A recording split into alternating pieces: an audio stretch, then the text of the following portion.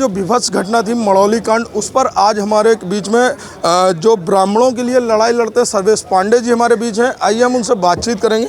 सर्वेश जी, क्योंकि कहीं ना कहीं देखा जा रहा है इस घटना के बाद से ब्राह्मणों में एक जबरदस्त आक्रोश है, इस घटना को लेकर आपके क्या विचार हैं? देखिए, ये जो कानपुर के मड़ौली में घटना घटित हुई है, ये बहुत ही निंदनीय, दुर्भाग्यपूर्ण और योगी जी के राम राज्य पर एक कलंक लगाने वाला घटना है। और ये बहुत ही दुर्भाग्यपूर्ण घटना है। जो भी है, मन व्यथित हो गया है। लगातार इस समय सोशल मीडिया पर ट्रेंड चल रहा है, लोग पोस्ट कर रहे हैं, ट्वीट कर रहे हैं, हर जगह से टिप्पणियाँ आ रही हैं। लेकिन वास्तव में मन व्यथित हो गया कि किस तरीके से प्रशासन के सामने दो जिंदा, एक माँ और बेटी सामने ऐसी जलती रहीं और प्रशासन मूक खड़ा देखता रहा उन्हें और वहां छोड़ करके भाग गया। अपनी बेटी को, अपनी पत्नी को बचाने में पिता भी झुलस गए। ये बहुत ही दुखद और दुर्भाग्यपूर्ण घटना है।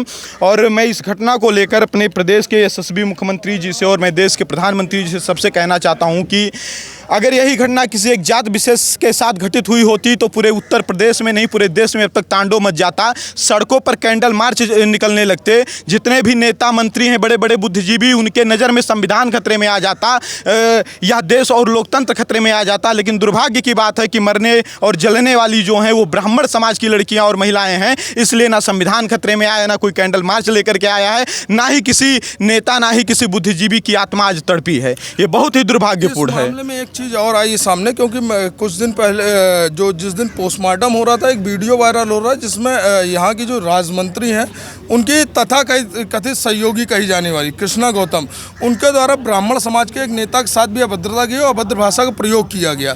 उस पर आपका क्या आगे का स्टैंड? जैसे ये घटना घटित हुई, सबसे पहले घटनास्थल पर अगर कोई पहुंचने वाला है तो मैं हूं। ब्राह्मण महासभा के अध्यक्ष दुर्गेश मठ त्रिपाठी जी हैं।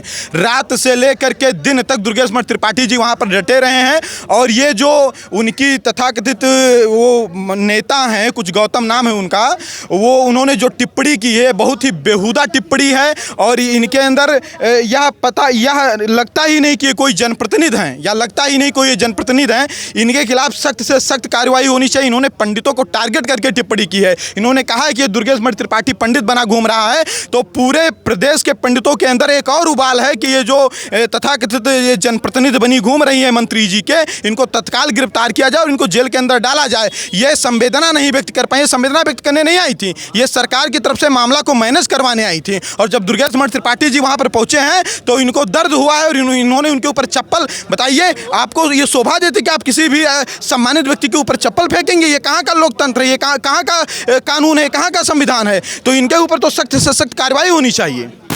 पर लेकर कोई प्रार्थना पत्र या अभी तक की किसी ब्राह्मण समाज ने या किसी ब्राह्मण संगठन ने इसका विरोध करने के लिए क्या इस पर आप लोग आगे की कार्रवाई क्या मुकदमा दर्ज कराएंगे? दुर्गेश मणि जी के साथ घटना घटित हुई, सबसे पहले दुर्गेश मणि जी ने प्रार्थना पत्र दे दिया है। और अभी अगर यहाँ कानपुर प्रशासन उनके खिलाफ कार्रवाई नहीं करती तो प्रदेश के हर एक जिले से प्रार्थना पत्र दिया जाएगा। और प्रार्थना पत्र के बाद भी अगर गिरफ्तारी नहीं होगी तो क्रम वाइज अनशन किया जाएगा, फिर प्रदर्शन किया जाएगा और इनको जेल के अंदर करवाया जाएगा। क्योंकि किसी की भी गुंडई नहीं। पंडितों को क्या समझ रखा है इन्होंने? पंडितों को समझ रखा सिर्फ सुदामा समझ रखा है क्या?